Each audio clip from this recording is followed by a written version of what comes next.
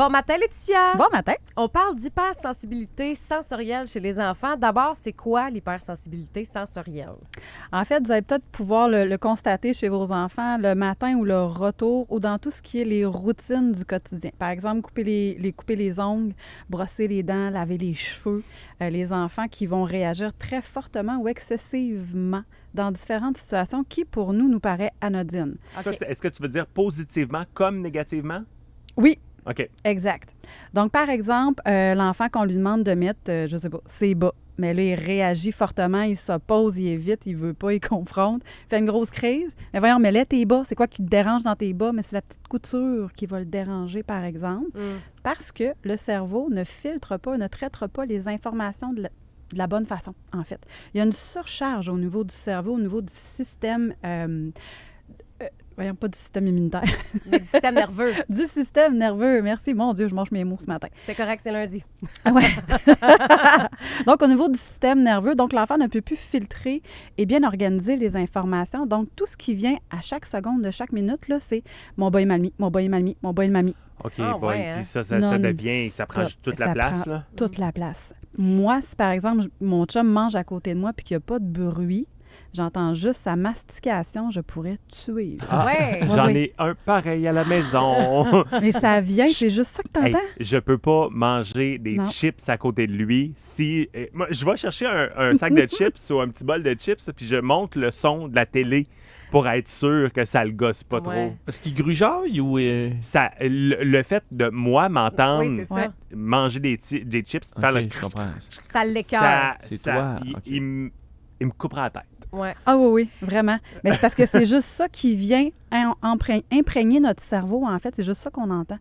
Nous, moi, je suis un adulte, là. J'ai trouvé des outils. Je vais mettre un bruit de fond, je vais mettre de la musique. Ouais. Mais sinon, tant et aussi longtemps que je ne l'avais pas réalisé, je pognais les nerfs, puis là, je me fâchais. Fait que l'enfant, c'est exactement la même chose, mais lui, il ne sait pas que ça lui dérange, OK?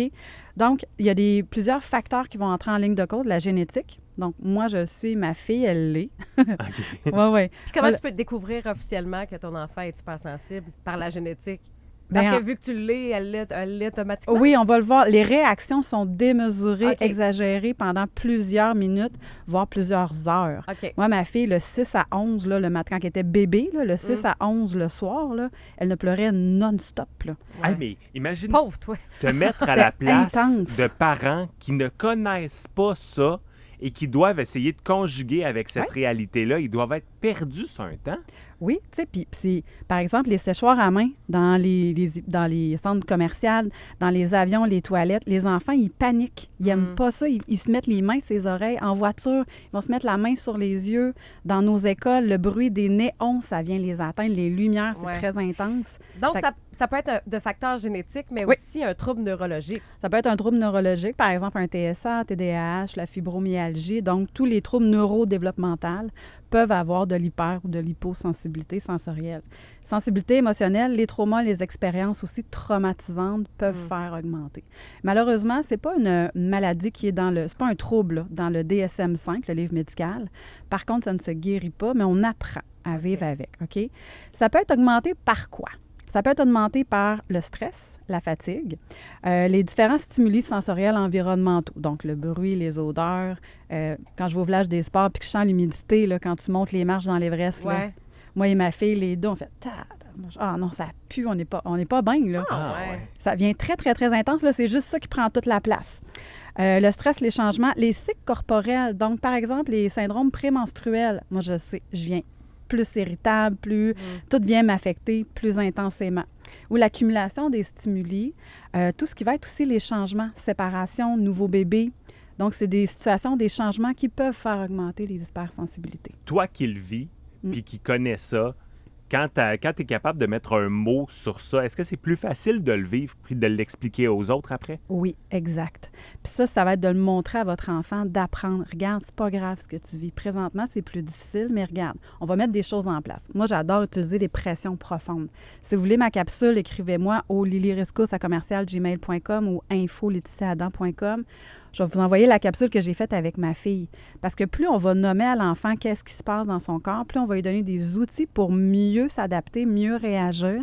Ça va être beaucoup plus facile. La proximité, par exemple, avec les autres. Moi, j'ai travaillé souvent avec un cerceau à la petite enfance, puis avec ma fille, elle l'a nommé. Dis-le.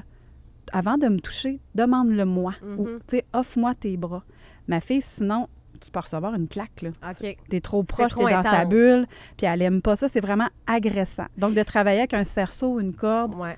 Parmi les autres trucs et astuces qu'on peut établir là, pour aider à l'hypersensibilité sensorielle. ouais, ben il y a certains enfants qu'on peut utiliser les coquilles. Le but, c'est pas de les avoir en tout temps non plus, parce que là, on va créer un autre problème. Là. D'avoir des coquilles, par exemple, pour travailler à l'école, de serrer, desserrer, la contraction des muscles. Donc, tous les objets sensoriels, des balles, tout ce qui est des balles, mais des crayons. Vous êtes à l'école, là, dites à votre enfant de serrer ses 2 crayons surligneurs fort, fort, fort, fort, fort, et de relâcher. T'as pas de matériel, serre tes mains.